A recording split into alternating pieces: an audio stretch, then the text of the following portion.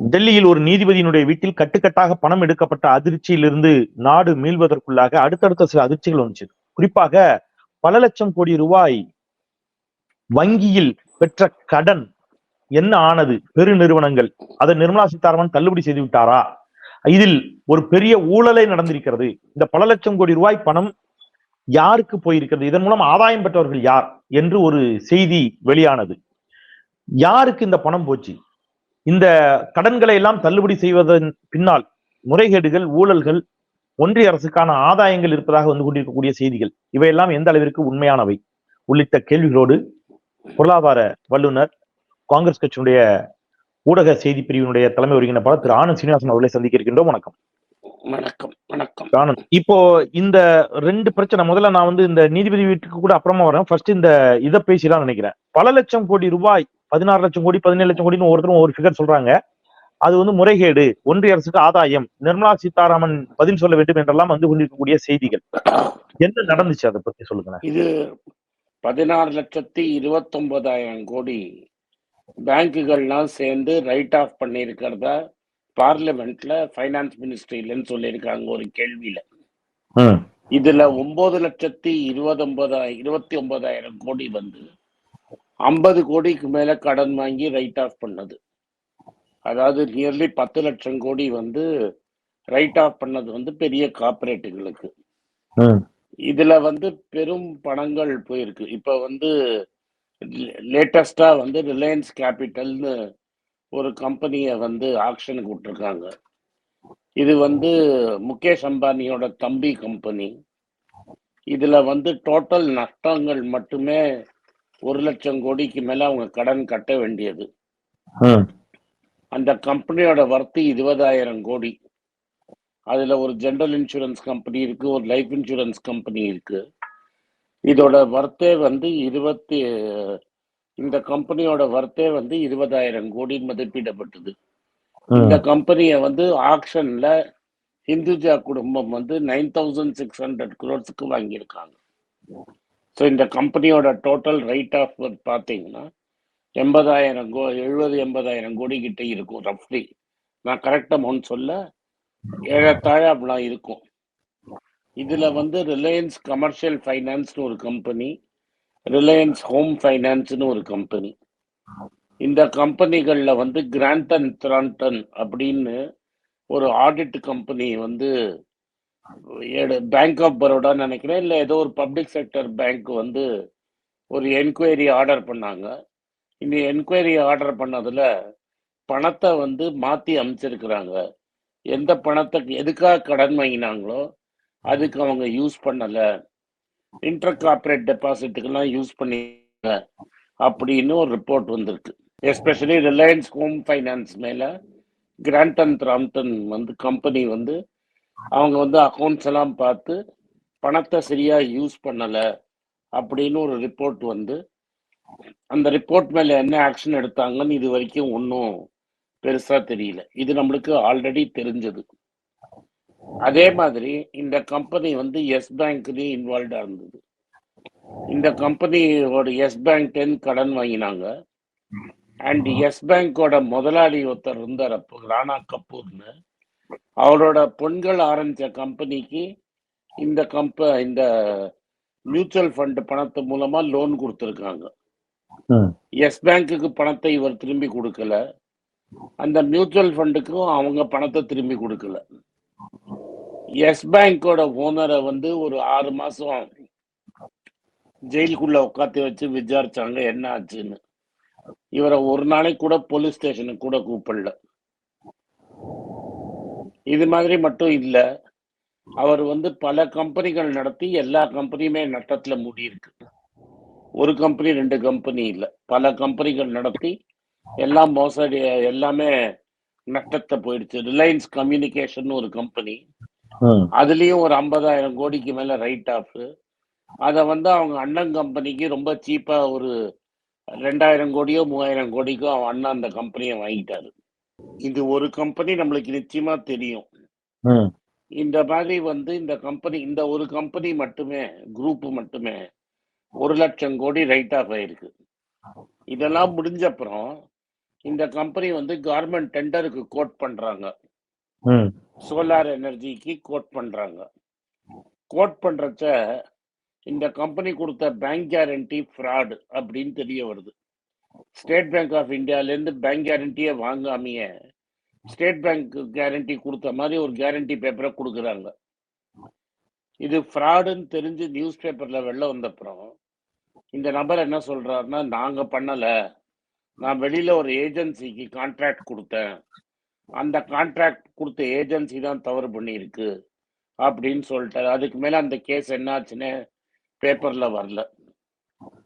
இது வெறும் ஒரு பானை சோறுக்கு ஒரு சோறு பதம்ங்கிற மாதிரி இந்த ம் கேஸ் சொல்றேன். இதெல்லாம் வந்து பப்ளிக்கா வந்த இன்ஃபர்மேஷன். ஓகே பட் அம்மையார் பார்லிமெண்ட்ல பேசும்போது இந்த லிஸ்ட்டை பத்தி என்கிட்ட டேட்டா இல்லைன்ட்டாங்க. ம் நோ டேட்டா அப்படின்ட்டாங்க. ஓகே அதாவது இந்த டேட்டா இல்ல, ம் யாருக்கு கொடுத்தாங்க அந்த டேட்டா இப்ப என் கையில இல்லைன்ட்டாங்க. ஓகே இது முக்காவாசி பணம் இந்த கடன் கொடுத்தது எல்லாமே வந்து பெரிய கார்ப்பரேட் கம்பெனிகளுக்கு ரைட் ஆஃப் பண்ண கடன் தான். ஈஸியா டேட்டா எடுத்து கொடுக்க முடியும், ஆனா டேட்டா இல்ல அப்படின்னு தெளிவா சொல்லிட்டாங்க. அதாவது யார் யாருக்கு ரைட் ஆஃப் பண்ணிருக்கோங்கிற டேட்டா கூட ஒன்றிய அரசு இல்லைங்கிறாங்க. இல்லைன்னு சொல்றாங்க. ஓகே இதுல வந்து ஏபிஜே ஷிப்யார்டுன்னு ஒரு கம்பெனி இருக்கு, ஆம்ஃபோர்ட்ஸ்னு ஒரு கம்பெனி இருக்கு. இது எல்லாமே கோர்ட்டு கேஸ்ன்னு போயிட்டு இருக்கு. இதுல வந்து முக்காவாசி கடனை கொடுத்தது வந்து பப்ளிக் செக்டர் பேங்க் தான் கடனை கொடுத்து பப்ளிக் துறை தான் லாஸ். இப்ப நீங்க எவ்வளவு சேர்மன் மேல ஆக்ஷன் எடுத்திருக்கீங்க? ம் அந்த சேர்மன் அப்பாயிண்ட் பண்ணது வந்து யாருன்னு பாத்தீங்கன்னா, ம் இந்த நடந்த பீரியட்ல பேங்கிங் பியூரோ சேர்மனா இருந்தது வினோத் ராய். ம் அந்த 2G புகழ் இருக்குல்ல, ஆமா ஆமா சிஏஜி வினோத் அந்த ராய். ஆ, அந்த வினோத் ராய் தான் இந்த சேர்மனை அப்பாயிண்ட் பண்ணியிருக்கிறாரு.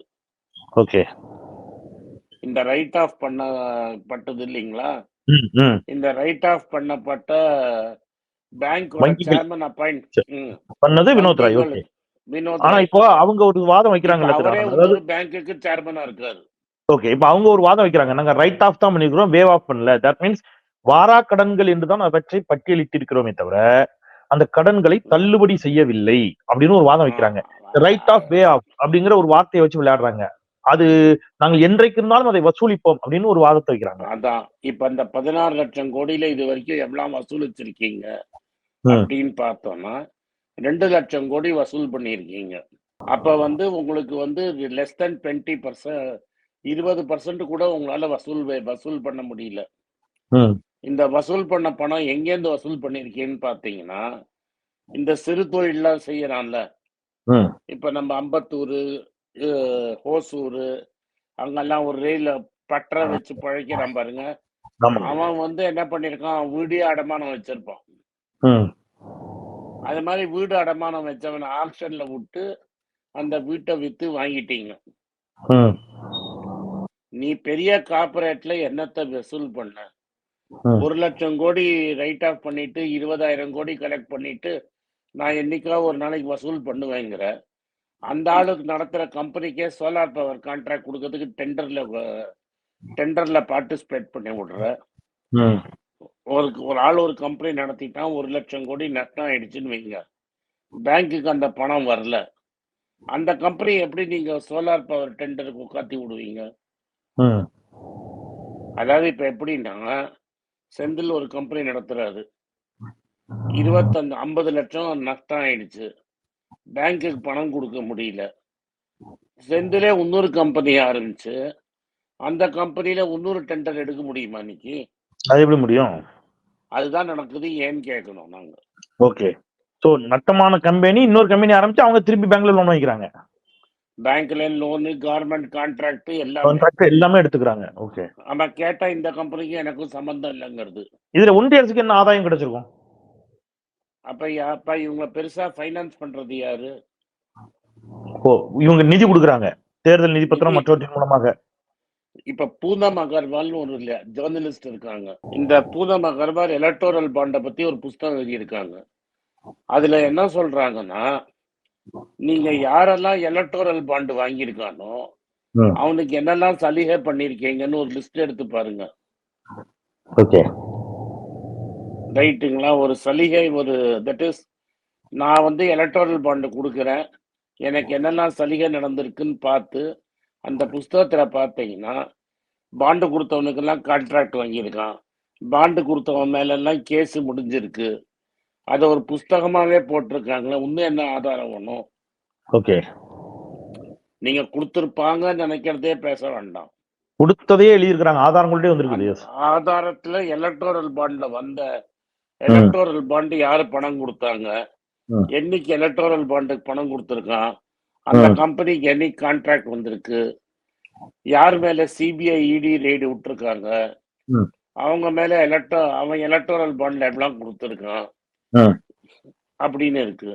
ஓகே. இந்த பாம்பே ஏர்போர்ட்ல ஒரு கேஸ் இருக்கு. ம். ஜிவிகேன்னு ஒரு கம்பெனி தான் அதை ஓன் பண்றான். அந்த ஜிவிகே அந்த அதானிக்கு அந்த ஏர்போர்ட்டை வித்துருன்னு கேக்குறாங்க. ம். அவர் முடியாதுன்னு சொல்றாரு. அவர் மேல சிபிஐ, இடி பாயுது. ம். 5 நாள் கழிச்சு விற்க மாட்டேன்னு சொன்னவர் வித்துடுறாரு. ம். அந்த சிபிஐ, இடி கேஸ் மூடிடுது. ஓகே. அப்ப நான் என்ன கேட்க வர்றேன்னா, சிபிஐ, இடி ஒரு ஆள் மேல பாயும். நீங்க உங்க சொத்தை அதானிக்கு வித்துட்டீங்கன்னா அன்னைக்கே இடி, சிபிஐ கேஸ் மூடிடுச்சுன்னா என்ன அர்த்தம்? இப்ப என்டிடிவின்னு ஒரு பெரிய நிறுவனம் இருந்தது. ம். அது மேல 10 வருஷமா கேஸ் நடக்குது. ம். அந்த என்டிடிவி வந்து அதானி வாங்கிட்டாரு. ம். இப்ப கேஸே இல்லைன்னு சொல்லிட்டாங்களே. அவ்வளவுதான். என்டிடி மேல கேஸ் இல்ல. இப்ப கேஸ் இல்ல. இதுக்கு முன்னாடி எத்தனை கேஸ் இருந்துச்சு? இதுக்கு முன்னாடி வந்து 500 கோடி மோசடி பண்ணிட்டாருன்னு பொய் இப்ப கேஸ் தான் கேஸ். அது. பொய் கேஸ். அது இப்ப இல்ல. அது போயிடுச்சு. அது 500 கோடிக்கு பொய் கேஸ் தான் போட்டிருந்தாங்க. அந்த ஓகே. கேஸை வந்து இவர் விக்கிற வரைக்கும் டார்ச்சரு. ம். அந்த அந்த கம்பெனி அவர் வித்த அடுத்த நாளே வந்து கேஸ் மூடிட்டாங்க. என்டிடிவி இப்ப யார் வாங்கியிருக்கிறாங்க? அதானி வாங்கி இருக்கிறாரு. இல்ல அது மக்களுக்கு நீங்க சொல்லணுங்கிறதுக்காக அந்த கேள்வி கேட்டேன். I know. பட் மக்களுக்கு உங்க வாயால அதை சொல்லணும். சரி, அப்ப அதானி வாங்கினார்னா அதானிக்கு எல்லாத்தையும் வித்துட்டா பிரச்சனை இல்ல. அதாவது உன் மேல கேஸ் இருக்கு, உனக்கு ரொம்ப பிரச்சனையா இருக்கு. ம். அதானிக்கு நீ ஒழுங்கா இருந்தா கூட அதானிக்கு உங்க கம்பெனி மேல ஆசை வந்துருச்சுன்னு வைங்க. ம். அந்த கம்பெனி நீங்க எழுதி கொடுத்துடணும். ம். எழுதி கொடுக்கலன்னா அன்னைக்கு பாயும். அவ்வளவுதான். இதான் இன்னைக்கு. இல்ல ம். அரவிந்த் சுப்பிரமணியம்னு கவர்மெண்ட்டுக்கு ஒரு அட்வைசரா இருந்தார். இந்த கவர்மெண்ட்டுக்கு ம். இது மாதிரி அடிச்சு புடிங்கிடுறாங்க கம்பெனி. ம். அவங்க பேரு சாம்பியன்ஸ் சொல்றாரு அவரு. நேஷனல் சாம்பியன்ஸ்னு. அதாவது நம்ம பிரதமருக்கு ரொம்ப பிடிச்ச இண்டஸ்ட்ரியலிஸ்டுக்கு அகேன்ஸ்டா ம். பிசினஸ்ல இன்வெஸ்ட் பண்ண முடியாம இந்தியால முதலீடே குறைஞ்சு போயிடுச்சுன்னு ம். அரவிந்த் சுப்பிரமணியம் சொல்றாரு. இப்ப ஏதாவது ஒரு பெரிய கம்பெனி முதலீடு பண்ணதுக்கு இந்தியாவுக்கு வந்ததுன்னு வைங்க, ம். நாளைக்கு நம்ம ஆளுங்க 2 பேருக்கு அந்த கம்பெனி பிடிக்க போய் ம். அந்த கம்பெனியை விலைக்கு பேசிட்டாங்கன்னா, ஓகே. அதுக்கு இப்போ ஒரு பயந்து கம்பெனில வர மாட்டேங்குதுங்கிறீங்க. ஆமா, இப்ப ரீசெண்டா ஒரு எக்ஸாம்பிள் சொல்றேன். ஒரு ஸ்டார் லிங்க்னு மஸ்கோட இன்டர்நெட் ப்ரொவைடர் கம்பெனி, அது சேட்டலைட் மூலமா இன்டர்நெட் காட்டுற கம்பெனி. அந்த கம்பெனிக்கு வந்து பர்மிஷன் கேட்டபோது, மணிப்பூர்ல நீங்க டெரரிஸ்ட சப்போர்ட் பண்ணியிருக்கீங்க, அதனால உங்களுக்கு பர்மிஷன் கிடையாதுன்ட்டாங்க. அதுக்கப்புறம் என்ன ஆயிடுச்சு, மஸ்க் பணம் போட்டு ட்ரம்ப் ஜெயிச்சிட்டார் எலெக்ஷன். இப்ப அவரு கொடுத்தே ஆனோம். ம். அந்த மஸ்க் அவனோட கேர்ள் ஃப்ரெண்டோட ஃப்ரெண்டு, ம். அவனோட 3 பசங்க, ஆயம்மா, இவங்க எல்லாம் பிரைம் மினிஸ்டரா பாக்குறாங்க. ம். யாரு? மஸ்க், எலான் மஸ்க் அவரோட ஒய்ஃப். ஓகே. ஒய்ஃபோட ஃப்ரெண்டு, கேர்ள் ஃப்ரெண்டோட ஃப்ரெண்டு, 4 பசங்க, அந்த பசங்களோட ஆயம்மா. ஓகே. இவங்க இந்தியன் பிரைம் மினிஸ்டரா பாக்குறாங்க ஒரு மீட்டிங்ல. இதுதான் ஒரு இந்தியாவோட லெவல். இந்த பிரைம் மினிஸ்டர் எதுக்கு பாக்குறாருன்னு கேக்குறாங்க. ட்ரம்ப் தெரியாதுன்ட்டாரு. நான் பார்க்க சொல்லல, எங்க கவர்மெண்ட் சம்பந்தமா பார்க்கலங்கிறாரு ட்ரம்ப். உடனே என்ன ஆகுதுன்னா, இந்த ஸ்டார்லிங்க் சேட்டிலைட்டுக்கு அம்பானி ஒரு ஒப்பந்தம் போடுறாரு, பாரதி மிட்டல் ஒரு ஒப்பந்தம் போடுறாரு. ம், உங்களுக்கு நாங்க மார்க்கெட்டிங் ஏஜென்ட்டா இருக்கோம்னு. ம், போன 6 மாசத்துக்கு முன்னாடி அவன் டெரரிஸ்ட். ம். இன்னைக்கு உங்களோட கம்பெனி ஒப்பந்தம் போட்டு உள்ள வரலாம் நீங்க. ம். ம். எப்படி அது? இப்பதான் அதான் அவ்வளவுதான். டீல் ஓகேன்னா ஓகே தான். எல்லாம் டீல் தான். இல்ல டீல் நீங்க ஓகே ஆயிடுச்சா? கேட்டதுக்கு நான் சொல்றேன். புரியுது. எலான் மஸ்க் சொன்ன பிறகு மறுக்க முடியுமா மோடியால?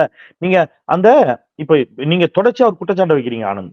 எந்த விலைவாசியும் குறைக்கவில்லை மோடியின் ஆட்சியில் அப்படின்னு சொல்றீங்க. பட் இப்ப சமீபத்துல அமெரிக்க அதிபரை சந்தித்த பிறகு ஏதோ ஒரு முக்கியமான மக்களினுடைய அத்தியாவசிய பொருள் எதுக்கோ 150% இருந்து 50% வரியை குறைச்சார்ல?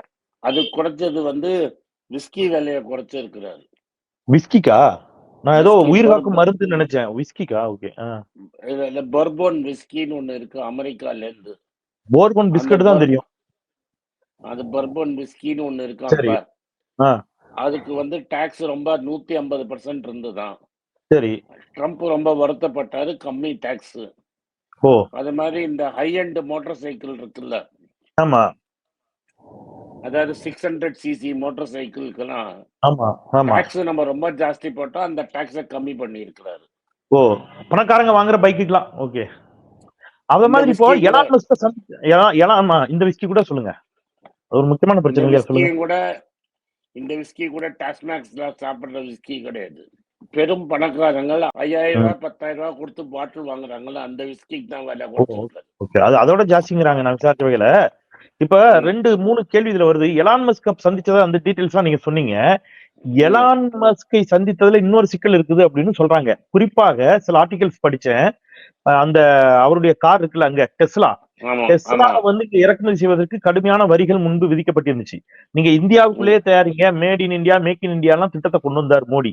இப்ப அதை வைத்து ம், டாட்டாவோ, மகேந்திராவோ உள்ளிட்ட நிறுவனங்கள் குறிப்பா மகேந்திராலாம் இப்ப சமீபத்துல ஒரு எலக்ட்ரிக்கல் கார் அறிமுகப்படுத்தியிருந்தாங்க. ரொம்ப ஃபென்டாஸ்டிக்கான கார். அவ்வளவு சூப்பரா இருக்குது அந்த காரு. இப்ப அதுக்கெல்லாம் வந்து இப்ப எலான் மஸ்க் அவருடைய காரை வந்து வரியை குறைத்து கொண்டு வருவதற்கு ஒரு வேலை நடக்குதுன்னு கேள்விப்பட்டேன். அது உண்மையா? அப்படி வந்துச்சுன்னா இந்திய முதலாளிகள், இந்தியாவில் இருக்கக்கூடிய நிறுவனங்கள், அதில் பணியாற்றக்கூடிய தொழிலாளர்கள் எவ்வளவு பாதிக்கப்படுவாங்க? இப்ப இது என்ன ஆகும்னா, இப்ப அதுக்கு வந்து குறைக்கிற மாதிரி பேச்சுவார்த்தை நடந்துட்டு இருக்கு. டெஸ்லா ஆளெல்லாம் வேலைக்கு சேர்த்துட்டாங்க. ம், டாடா கம்பெனில இருந்து எடுத்துட்டு போய் சேர்த்துட்டாங்க. இப்ப டாடா என்ன பண்ணிட்டாருன்னா, டெஸ்லாக்கு குளோபலா எல்லாம் சப்ளை பண்றது டாடா கான்ட்ராக்ட் வாங்கிட்டாரு. தட் இஸ் இப்ப நீ டெஸ்லா கார்ல நிறைய பார்ட்ஸ் வந்து டாடா கம்பெனி பண்ணும். அதுக்கு மேல டாடா கம்பெனி என்ன பண்ணிட்டான்னா, சரின்னு ஒரு சைனீஸ் கம்பெனியோட ஒரு டைப் இருக்கு அவங்களுக்கு. நீங்க டெஸ்லாக்கு சீப்பா கார் கொடுத்தீங்கன்னா அங்கேருந்து செரி கார் அவர் எடுத்துட்டு வந்துருவாரு. ஓ, ஓகே. இப்ப அதுதான் நேத்து ஆஸ்டன் மார்டின் சொல்லி இருக்கிறான். நீங்க ம், ஒன்லி டெஸ்லாக்கு விலை குறைக்க முடியாது.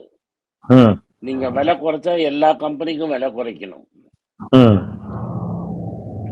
சோ சைனா கம்பெனி பிவைடின்னு ஒண்ணு இருக்கு. ஆமா. அவன் பாதி விலை கார் இறக்கிடுவான் உடனே. ஓகே. அதாவது நீங்க மஸ்குக்கு ஹெல்ப் பண்றதுக்காக டாரிஃபை குறைச்சிட்டு ம், அவன் வந்து பெரிய இதை இறக்கி விட்டு பிவைடிக்கும் செரிக்கும் டாக்ஸ் இறக்கிடுவான். ம். அப்புறம் மகேந்திரா இழுத்து போட்டிட்டு போக வேண்டியதும். அப்ப மகேந்திரா வந்து இங்க இந்தியர்களுக்கு ஏகப்பட்ட இந்தியர்களுக்கு வேலை வாய்ப்பு கொடுத்திருக்கிறது. குறிப்பாக தமிழ்நாட்டை சேர்ந்த பலர் அதில் பணியாற்றுகிறார்கள், தமிழர்கள் பணியாற்றுகிறார்கள். அப்போ இது இந்திய தொழிலாளர்களுக்கு, இந்திய முதலாளிகளுக்கு, இந்தியாவினுடைய பொருளாதாரத்திற்கு ஒரு பெரிய சவுக்கடி இல்லையா இது? எலான் மஸ்க் நல்லா இருப்பாரு. இந்திய முதலாளிகள், இந்திய தொழிலாளிகள், இந்திய நிறுவனங்கள் எப்படி பெரிய அளவுல சிக்கலை சந்திக்குமே இதுல? இது யாரெல்லாம் இது என்ன தெரியுமா, மஸ்க் வந்து 25 லட்சம் ரூபாய்க்கு கார் பண்றாரு. ம், சீப்பஸ்ட் காரே 30 லட்சம் ரூபாய் கிட்ட இருக்கும். ம், இப்ப டாடா காரன் பண்ற கார்லாம் இப்ப 10, 15ஓட டாடா காரு போயிடும். ம், மகேந்திராவுக்கு தான் ப்ராப்ளம். அவன் 22, 23 லட்சம் ரூபாய்க்கு கார் வச்சிருக்கான். ம், டாடா காரன் 15 லட்சம் ரூபாய்க்கு கார் வச்சிருக்கான். அப்புறம் 1 கோடி ரூபாய்க்கு கார் வச்சிருக்காங்க. ம், அந்த ம், ஜாகுவார் லேண்ட் ரோவர்னு. ம், இதுல அடிபடுறது மகேந்திரா அடிபடும்.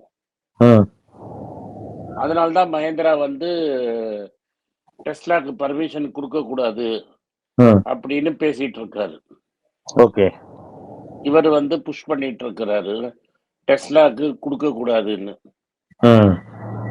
இப்போ ஆக்சுவலி இவங்க எல்லாருக்குமே 5% என்னமோ தான் டாக்ஸ் சொல்லிட்டாங்க இல்லையா, எலக்ட்ரிக் வெஹிக்கிள்ங்கிறதுனால. நீங்க ஆமா ஆமா ஆமா பட் அவங்க வெளிநாட்டுல இருந்து இறக்குமதி செய்யக்கூடியதுனால அவங்களுக்கு வந்து கிட்டத்தட்ட 100% வரைக்கும் வரி சொன்னாங்க. 100% டாக்ஸ். இப்ப அவங்க 100% டாக்ஸ். இப்ப அவ 10% ஆக்க போறாங்க. என்னதான் செய்தி? 100ல இருந்து 10% ஆக்க என்ன? 15%. எஸ் 15%. 15%. ம் பட் இப்ப என்ன பண்ணுவான், இவன் கார் விக்கலைன்னா ம் இவன் போய் சைனால இருந்து கார் கொண்டு வந்து வித்துருவான். ஸோ மேட் இன் இந்தியா போயிடும். மேட் இன் இந்தியா திருப்பியும் சைனாவும் அமெரிக்காவும் தான் ஆதிக்கம் செலுத்தும். அப்ப இந்தியாவில் தயாரிக்கக்கூடிய அப்ப இவங்க RSS பேசுற சுதேசி, பாஜக பேசுற சுதேசி எல்லாம் இங்க வீணா போயிடுது. அந்த ஸ்வதேசி எல்லாம் சும்மா பேச்சுக்கு தானே. பேச்சுக்கலாம். ஆனா ஆக்சுவலி நீங்க ஆனந்த் குறிப்பிட்டதுனால நான் சொல்றேன். நான் யூஎஸ் போயிருந்தப்ப டெஸ்லாம் ஓட்டி பார்த்திருக்கிறேன். டெஸ்லா ஓட்டி பார்த்திருக்கேன். அதோட ஆட்டோ பைலட்டையும் நான் செக் பண்ணி பார்த்திருக்கேன். வேமோ அப்படிங்கிற பேர்ல இப்ப சிஎம் கூட அதுல போயிட்டு இருந்தாரு. டிரைவரே இல்லாத கார்.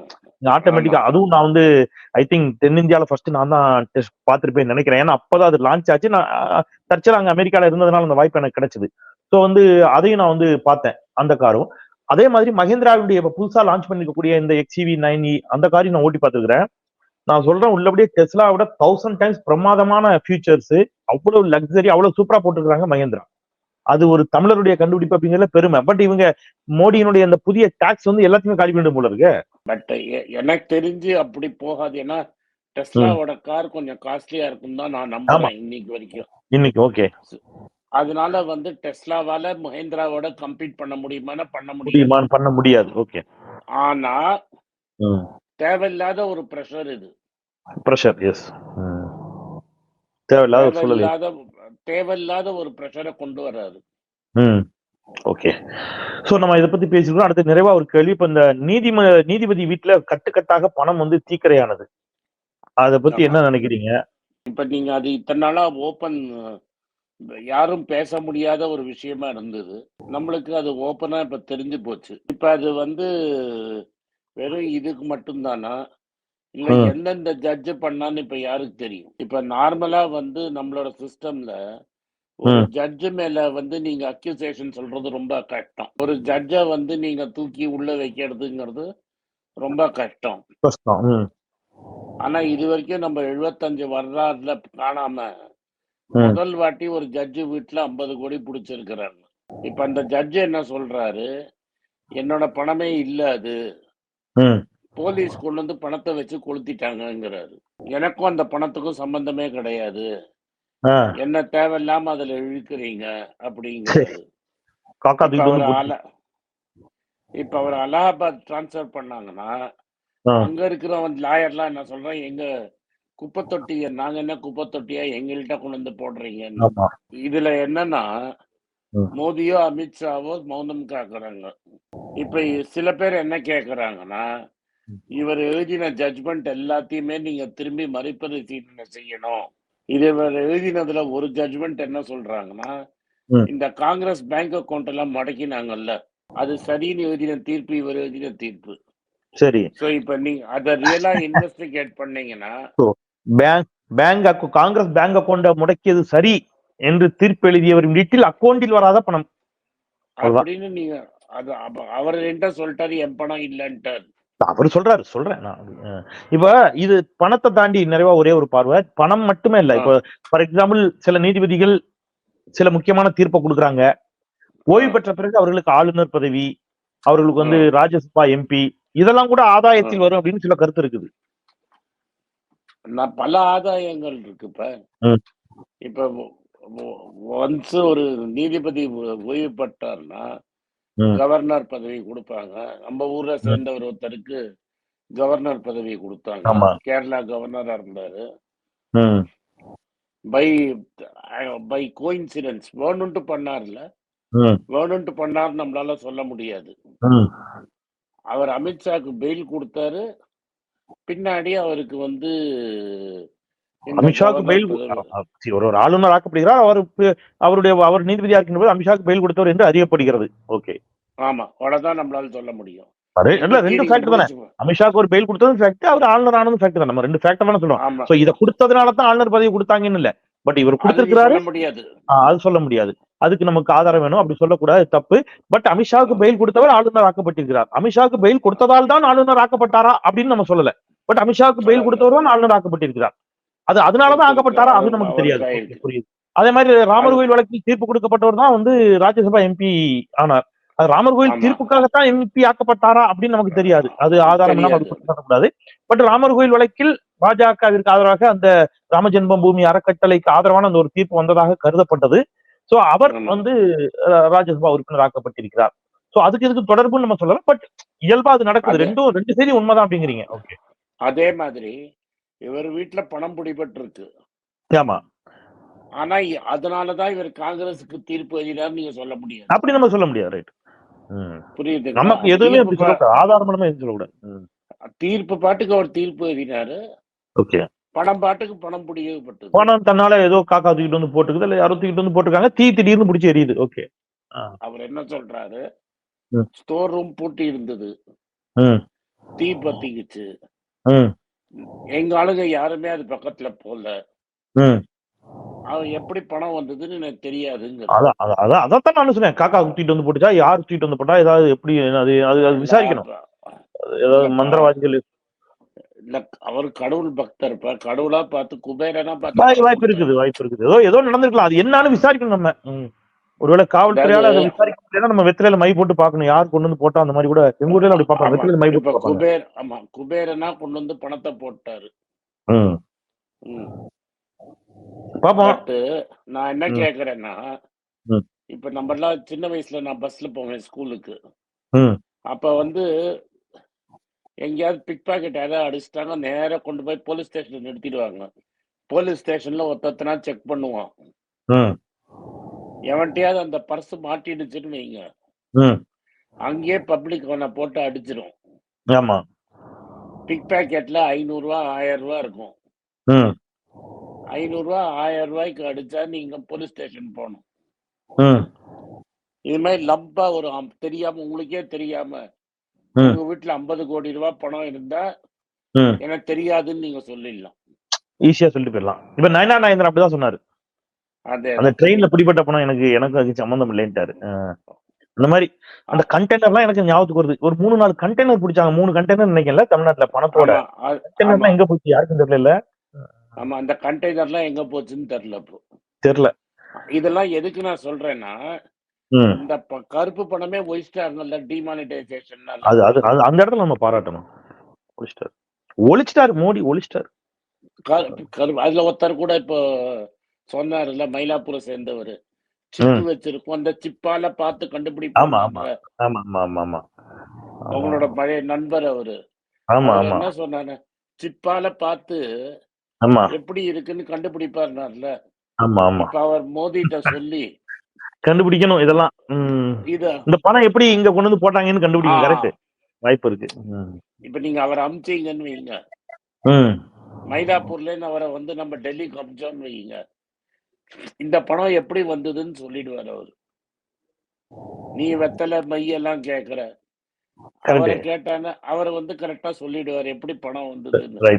நம்ம முயற்சி பண்ணி பார்ப்போம். நம்ம அவரை அணுகுவோம். நான் அவர்கிட்ட கூட பேசி, சார் அந்த ஜிப்பை வச்சு எப்படியாவது அந்த ஜிப்பை இது பண்ணி பார்த்து ஏதாவது கண்டுபிடிக்க முடியுமா அப்படின்னு நம்ம வந்து கேட்டு பார்ப்போம். தொடர்ந்து உங்கள் பணிகளுக்கு மத்தியில் எங்களோடு இணைந்தீர்கள். உங்கள் கருத்துக்களை ஆழமாகவும் தெளிவாகவும் தமிழ் கேள்வி சொந்தங்களுக்காக முன்வைத்தீர்கள். திரு ஆனந்த் சீனிவாசன், உங்கள் வருகைக்கும் கருத்து பயிருக்கும் நெஞ்ச நன்றி. நன்றி. நாடு எங்க போயிட்டு இருக்குன்னு பாத்தீங்களா மக்களே? சாமானியம் ஒருத்தன் ஒரு கல்வி கடன் வாங்கிட்டு, விவசாய கடன் வாங்கிட்டு தள்ளுபடி பண்ண சொன்னா இந்த ஒன்றிய அரசு பாஜக அரசு செய்ய மறுக்கிறது. நிர்மலா சீதாராமன் செய்ய மறுக்கிறார்.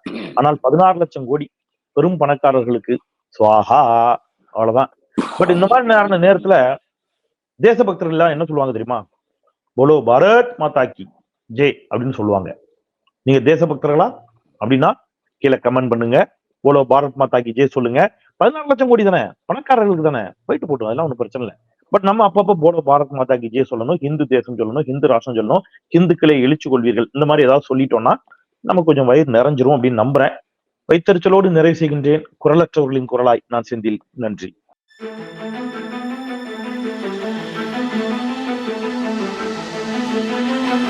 Thank you.